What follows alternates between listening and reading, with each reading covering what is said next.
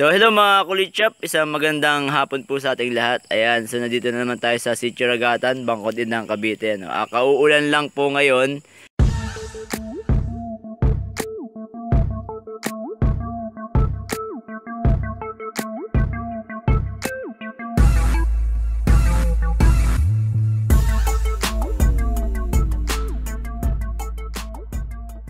At napagawi lang kami dito dahil ayun, kukuha nga ng lupa yung asawa ko, taniman.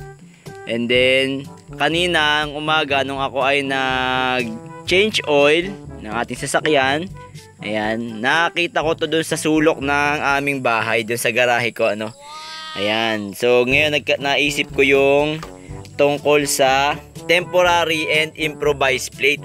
Okay, kasi meron akong napanood na vlog na siya daw ay nahuli sa EDSA dahil siya ay mayroong improvised plate, ano, at sabi daw nung humuli sa kanya ay may penalty daw yun na 5,000 pesos. Kaya lang meron nagkakaroon ng misconception dahil merong nilabas yung LTO or DOTR na hindi na kailangan ng authorization letter para sa mga temporary plate. Okay? At pwede kayo magpagawa ng plate number para sa mga sasakyan ninyo. Ayan. So liliwanagin lang natin yung konsepto na yun, ano, guys. Nag-research ako dahil alam ko na dati, ito nga, nagpagawa ako nito nung before pandemic days.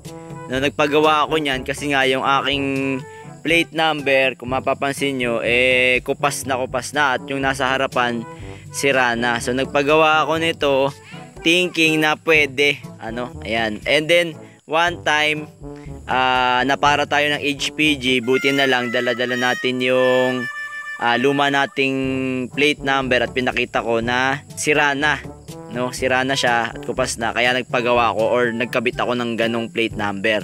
Ngayon ang sabi nung taga HPG, kailangan na may authorization kami sa LTO. So that time naman hindi naman ako hinuli or hindi naman ako tinikitan. No, pinakita ko lang na may dala akong plate number o yung luma yung plate number kung pareho naman sila ng number.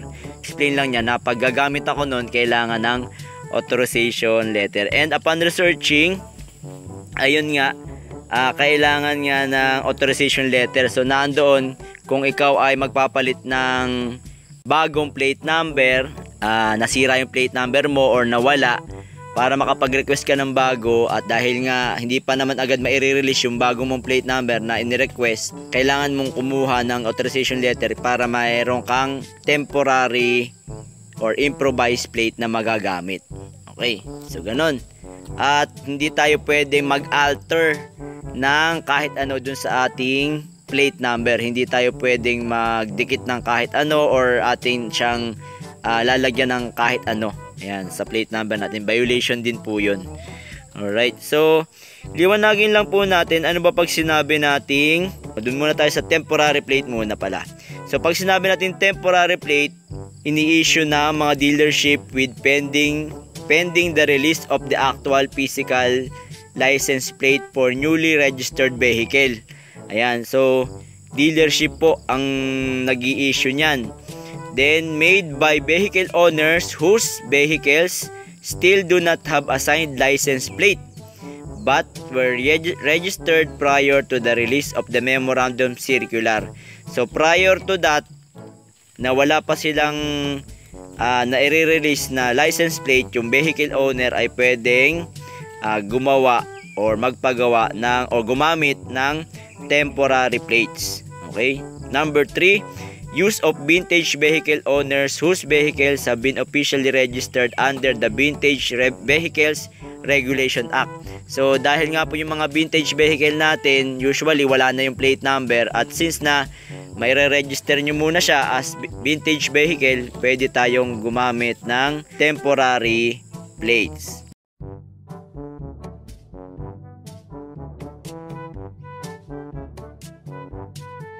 So kung wala naman pong assign na plate number pa, pwede pong gumamit ng MB file number.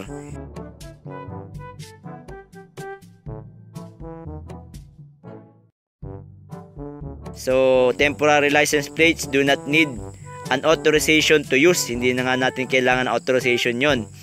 Just take note that the primary responsibility of them falls upon the dealership for newly purchased brand new vehicles and the vehicle owner for the previously registered vehicle. So yun lang po ang sinasabi. Yung mga temporary plates ang pwede tayong gumamit ng walang authorization letter. Ngayon naman po, ang kailangan naman po ng ating authorization is yung mga improvised plate. So pag sinabi natin pong improvised plate, are used by vehicle owners waiting for the replacement of their lost or mutilated license plate.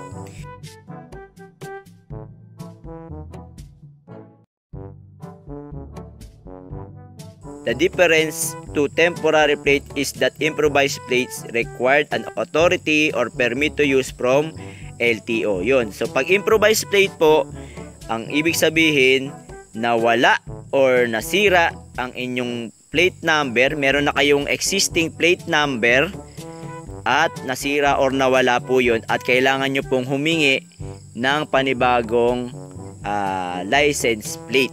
Okay, so yun nga po, dahil hindi po naman agad maibibigay yung license plate natin, pwede tayong gumamit ng mga improvised plate.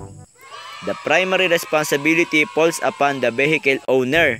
So, syempre, dahil tayo po yung nawalan o nasiraan ng plate number, so, kailangan po natin siyang i-report sa LTO and secure an authorization to use improvised plate while waiting for the replacement plate. Ayan. So, malinaw na malinaw po, kung ano po yung pinagkaiba ng temporary at improvised plate. So, in that case, dahil po tayo ay mayroong existing plate number, ayan, at kung gagamit po tayo ng ganon dahil sira na or pangit na or nawala yung ating plate number, ayan, kailangan po nating mag-secure ng authorization sa LTO.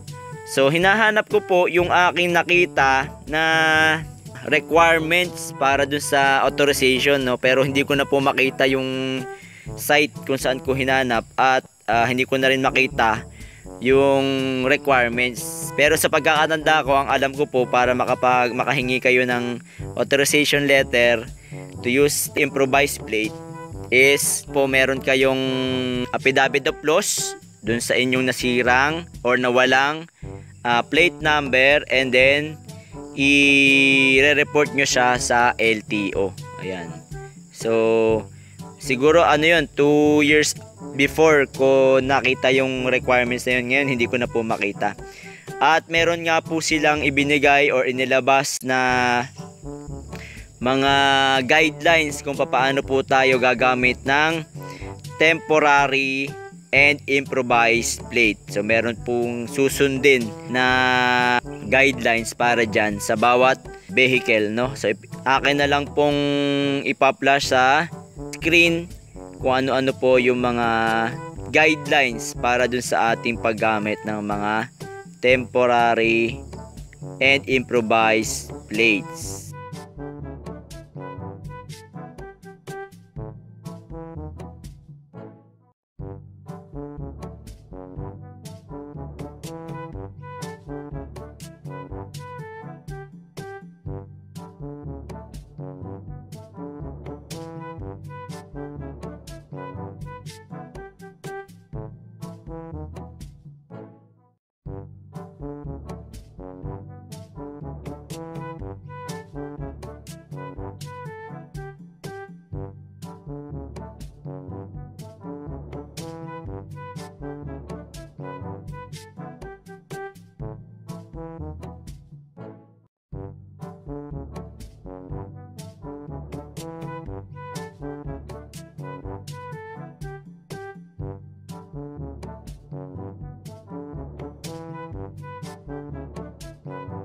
So, courtesy of Top Gear Philippines. So, dun ko po nakita itong mga guides for using the plates. Ayun. So, sana po maliwanag lang po yung naging discussion natin about sa paggamit ng temporary and improvised plate at dun sa kung kailan tayo gagamit dapat ng authorization letter. Ayun. So, tayo mismo aware na kung pwede ba tayong hulihin o hindi dun sa ating ginagamit na existing license plate. Alright. Para iwas huli na lang din po tayo, ayun, kung gusto nyo gumamit ng ganun, kailangan may reason kayo ng improvised plate, kailangan may reason kayo kung bakit kayo magagamit ng improvised plate at may authorization letter po tayo from the authority or sa LTO. Alright. So, kaya itong aking puting ito, ayan, nagpagawa pa naman ako, kaya lang, yun nga, wala naman akong authorization. And so, sana po ay may naiambag na naman akong kapaki-pakinabang sa araw na ito. At sa mga hindi pa po nakasubscribe, subscribe lang tayo sa Kulit Shop, ang shop na makulit pero walang physical shop. See you on my next videos. Bye-bye!